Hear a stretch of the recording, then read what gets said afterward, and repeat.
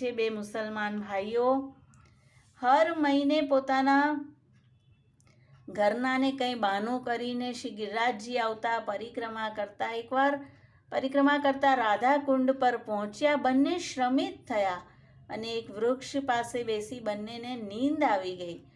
સ્વપ્નમાં જોયું કે બધી શ્રી રાધાજીની સખીઓ શ્રી રાધે રાણીનું કુંડલ શોધી રહ્યા છે. આ બંને ભાઈઓએ પોતાને પણ સખી સ્વરૂપે ત્યાં જોયા અને એક ભાઈને કુંડલ દેખાયું.